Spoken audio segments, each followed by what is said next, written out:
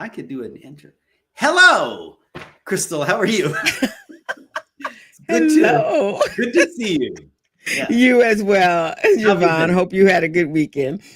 Ah, wonderful weekend. I actually went to a baptism. It's not something that I normally do, but these are friends of mine, and it was Okay. actually very. Um,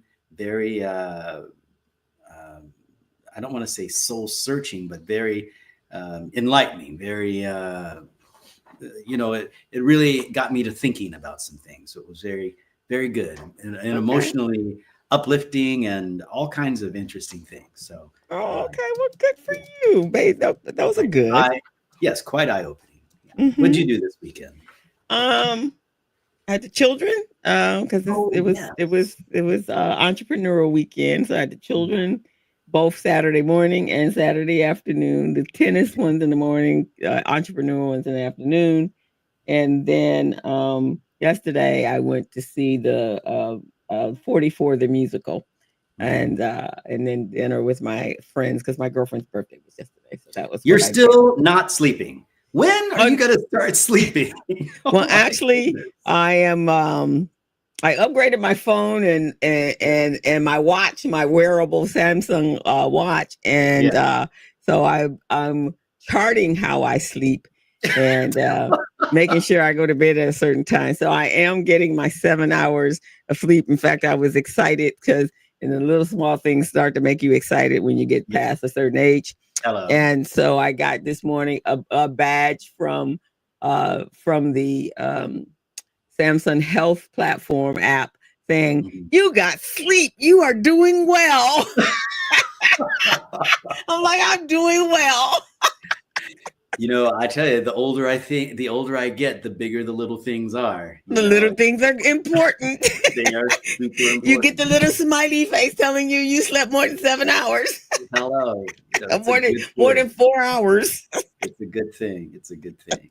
Well, I am super excited about our topic, as I usually am. I hope you got that information I sent you. Yes, I And did. it's going to be on fee transparency, and we'll talk about why I'm so excited about it because it's just it's Okay. a bigger deal than people think it is. But I tell you what I'll do. I will read your bio first, and then we can jump into it. Sound good? Sounds fantastic. Alrighty. Well, hello everyone. Please help me welcome my friend and colleague to our broadcast, Conversations on the Patio. Crystal Mitchell is a business coach and consultant. She's the CEO of Mitchell Business Solutions. She's the co-director of Recycling Black Dollars, a co-host of the Business Zone with Crystal and Gilbert, another weekly online radio show. She's an instructor at Mount San Antonio Community College, a certified network for teaching entrepreneurship instructor, and a QuickBooks Pro Advisor financial strategist. Hey, Crystal, what's up? Yeah, all is well. All is well in the land of the Twilight Zone. Well, as much as we should get into that, we're going to get into We this won't. broadcast. Everybody can make what the Twilight Zone means. They know. They in it too. There you go. There you go. Okay, we're going to talk about fee transparency. And to many folks, this is really dull, but it's so important. And I'll tell you why. Actually, for me, it's really, really important because of the first and the last reasons that we're going to talk about. So the first one Okay. up is know what you're paying for. That's just extremely, extremely important. As a fiduciary of a plan, you need to know why these fees are the way they are. Because as a fiduciary, your responsibility, and when I say fiduciary, I mean possibly HR people, possibly managers of the organization, most definitely the owner of that organization, the plan sponsor, right? Mm-hmm. Those folks need to know what they're paying for. And here's where things get really, really tricky. When I was doing my research, it came up that so many times there are hidden fees. Mm. And so those hidden fees add up, right? Mm-hmm. And therefore, your participants are paying more than they should, and they don't know that. And that eats into their return. The higher the fees, the less the return. Mm. The industry has become dramatically more streamlined than it used to be. Mm. So the hidden fees are not as easy to find now. I'm going to put it that way so that people don't write me letters. They're not as easy to find now. And to be quite honest with you, a lot of them have disappeared. They really have. Okay. So it's not like it was back when before I started in the industry, where we were having huge parties and jetting people off to places unknown and trying to get there. It's not like that. No, we had massive, massive fees. That's not the way it is. But there are fees out there that people don't know about, and they are what we would call hidden. And they do eat into the returns. So number one, know what you're paying for. But number two, fees hit into the return. So it's good to know what you're paying for. I would like to bring out this, though, just in case any of your folks are wondering. The Department of Labor does not suggest that you get the cheapest plan out there. That's never been their policy or their intention. Mm. Never, never, never, never. And the example that I like to give, and I hope it makes sense, is that there are many cars on the road, right? And so just because one car is more expensive than another car doesn't mean that it's not fitting a need. And cars look different. Some cars have 2 doors, some cars have 4 doors. I have a 2-door car. It's big enough for, it has 2 trunks, very small trunks. They don't fit people.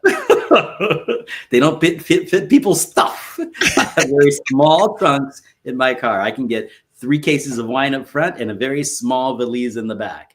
That's where I'm rolling, right? Okay. There are lots of people, my friends, have bigger cars. That's why we go camping in their car. They have bigger cars. Okay. That hold 4 people and lots of luggage. Ah. Right? There's a method there. So, but it's still a car, right? And so it's appropriate for me, and retirement plans have to be appropriate for the organization.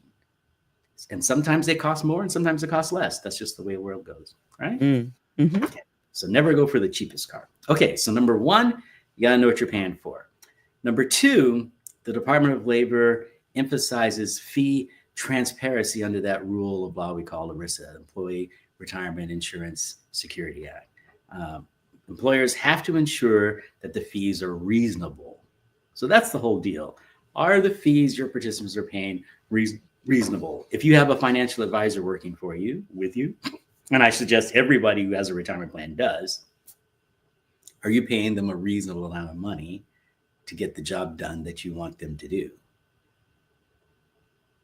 Are there not regulatory, but are they like market rates?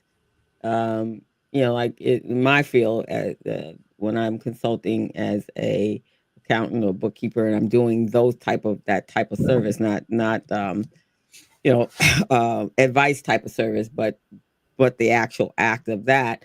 There's kind of a industry Standard that based upon what you're providing, the service you're providing, when you're providing them, like if you're prepping for taxes, then that could be a whole different rate than regular everyday charges. So Sure. Is there something like that, an industry rate? Can I say yes and no at the same time? Yes, you can. Okay, so because I'm gonna say, I guess the no is this a case by case. Something like that, exactly. Okay. Me too. Yeah, and that's a great way to put it. It is case by case. There are some industry averages out there. Okay. But they don't pay attention to what that advisor is doing for you. So, and advisors have costs like everyone else. So if you have an advisor that is coming to your business from Hawaii every week to talk to your participants, then they may charge you to stay in a hotel and that plane flight, and whereas someone who is right down the street, who only comes to visit you once a year, they might charge you considerably less.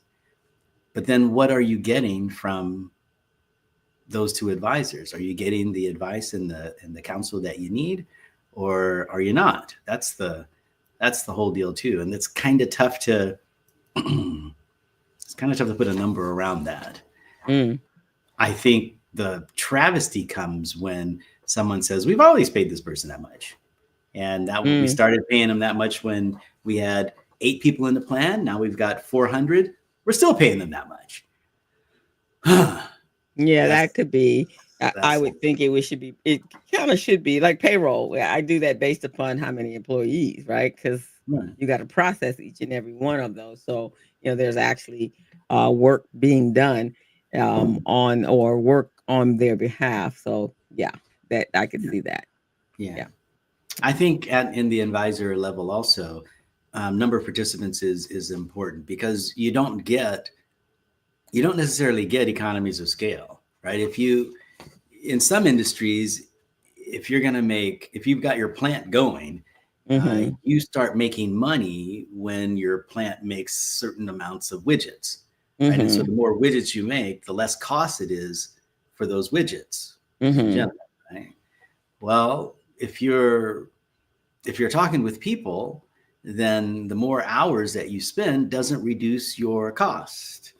It Mm-mm. might reduce the cost of your gas, but it Mm-hmm. doesn't reduce the cost of your time and the other factors and the that you give when you're making when you're giving the guidance.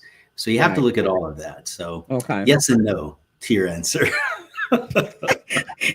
And Gilbert and I talk about this frequently, and every now and then we'll go. And then some clients just have to pay the stupid tax because after you done told them over and over and over and over again, and then of course then they come to you like the eighth hour. I need your service now. Cancel everything so Mm, that you can help me. Then there's a surcharge for that because now it's an emergency, like yeah, having an emergency surgery. it's true. It's true. It's The true. cost goes up when it's an Emergencies, emergency. yeah, they cost things. Yeah. Yeah. I mean, So when you think about, saying to your spouse, oh, sweetie, I know we were planning this romantic dinner with just the two of us, but I have this client meeting that I need to take care of. And the spouse says, that's all right, that's 2 dinners. And you say, that's fine. We'll make that happen. Instead of the spouse saying, you know, I don't get dinner. Right? I mean, there are some battles you have to fight, right? right. In fact, this is a dinner and jury. How about that? Hello. Right, right. Or you got to do some chores. You got to Exactly. do all the chores in the house. And let's not get beyond, all of us who are in business, all of us who are consumers, Right. all of us who are consumers and who are business have had to make the decision of, is this appropriate for me? Yeah. And True that. every time this person calls, I got to drop the hat. It's always an emergency. Maybe I just don't have the lifestyle that suggests that. Maybe I have children. Maybe I have a spouse. Maybe I have a graduate degree. Maybe I Mm-hmm. have things that I need to do. And so right now, this isn't appropriate for me. Yeah. Right. Exactly. You never know. Okay, so Yeah. that's it. Number one, got to know what you're paying for. Number two, the Department of Labor wants you to be judicious with the monies that you're spending. And it's tough to do that if you don't have fee transparency. The other is, when you get right down to it, the impact on retirement savings. If you don't know how much you're paying, you're really throwing your retirement to the wind, because if you could pay dramatically less, then that could really affect your retirement savings. So that's one of the reasons that many of my colleagues and we suggest you have index and non-index in your funds in your portfolios, and even ETFs in your portfolios, so that you get a diversified fee Okay. range as well as well as funds you're going to the types of funds you're going to use. Okay, the next one on the list is benchmarking. When we talk about fee transparency, we have to talk about benchmarking. Benchmarking, as you know, means taking that plan out to bid. Now, when I say this, many folks I talk to say, we don't want to lose our advisor. We don't want to lose our vendors. We just want to reduce our cost, Right. which is fair. Mm-hmm. I haven't met a vendor in the last 15 years that has voluntarily reduced their cost. Oh. Right? I just haven't met that person or that company. And that's very interesting, I think, given the times that we live in, because as you and I know, very many homeowners out there reduce their costs so that they can play their part in curbing inflation. Right. Right? Mm-hmm. Very few car companies reduce their costs so that they can contribute to the reduction of fees when it comes to cars. Right? So why would you think that your insurance company or your mutual fund company would reduce its costs so that the industry can become less expensive? No, that's not how folks do business. So what now? That's not how people do business. That's not people do business. And I like to say you can't go into Nordstrom's and negotiate a rate for Right. a $5,000 fur coat or Exactly. $25,000 and hey, I'll give you this. No, Right. they don't even look at you. You just go in and whatever the price is, that's what you pay There it if is. you want it. There it is. That's why we shop the half year.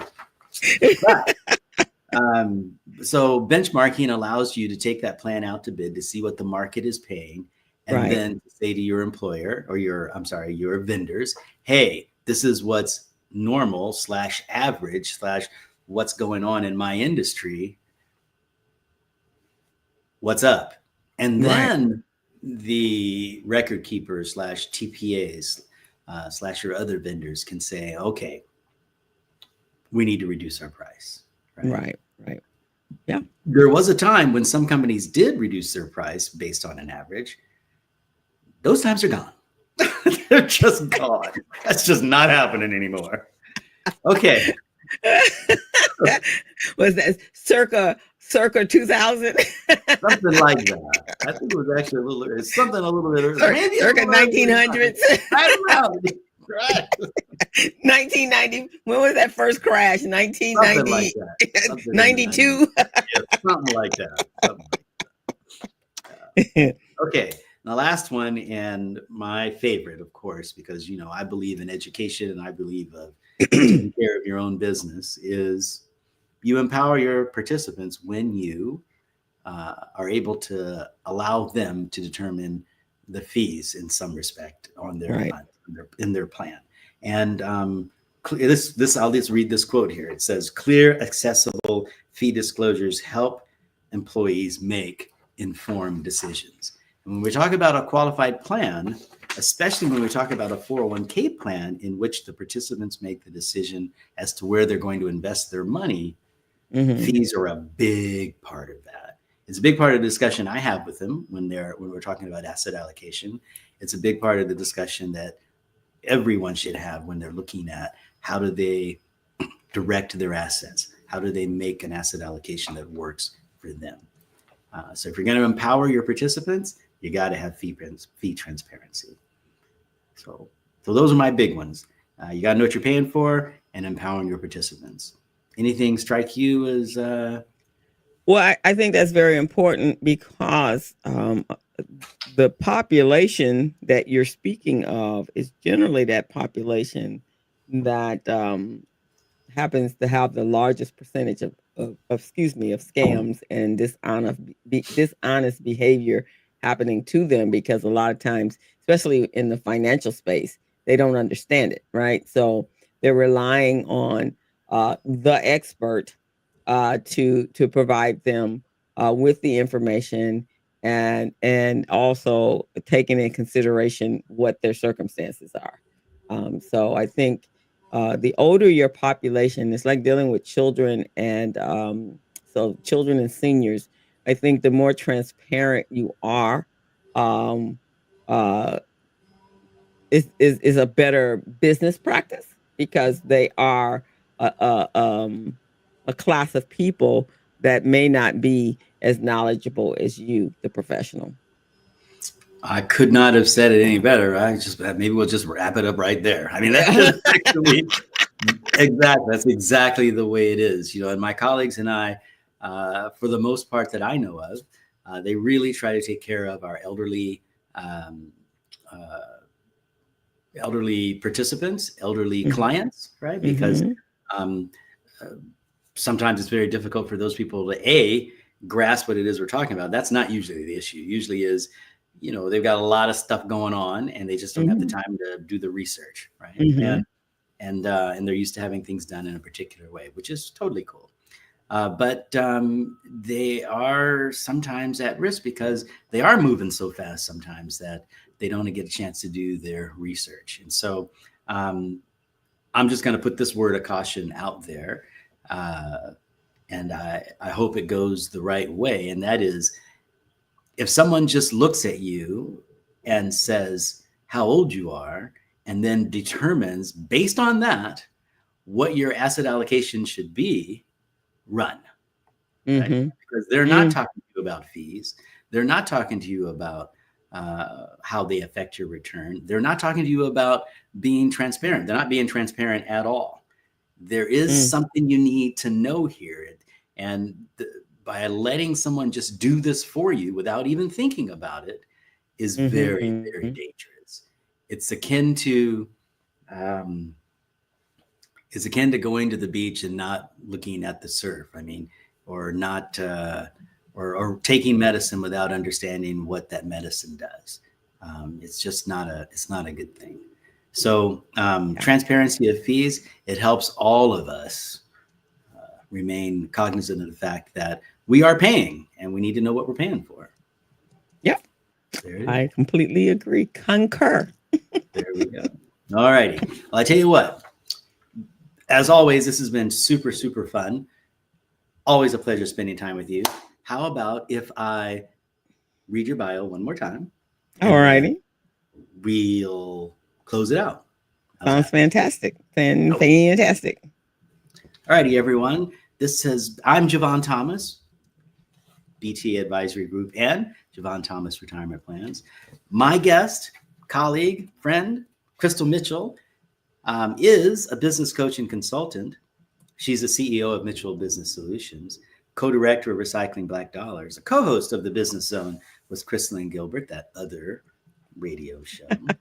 She's an instructor at Mount San Antonio Community College, a certified network for teaching entrepreneurship instructor, and a QuickBooks Pro Advisor financial strategist. Crystal, it has been great for me to hang out with you on Conversations on the Patio. Did you want to give a last word? No, I think we kind of covered it. And my last word was that other word. There Just you go. be I like be it. you have to be professional with a certain class of people. Exactly. I like it. Could not have been further. No, could not have been closer to the truth. Thank you. Thank you Right. very much. All righty. We'll see all of you next time on Conversations on the Patio. Thanks for joining us. Bye bye everyone. See you next week. I think next week. Next week. Yeah. Mhm.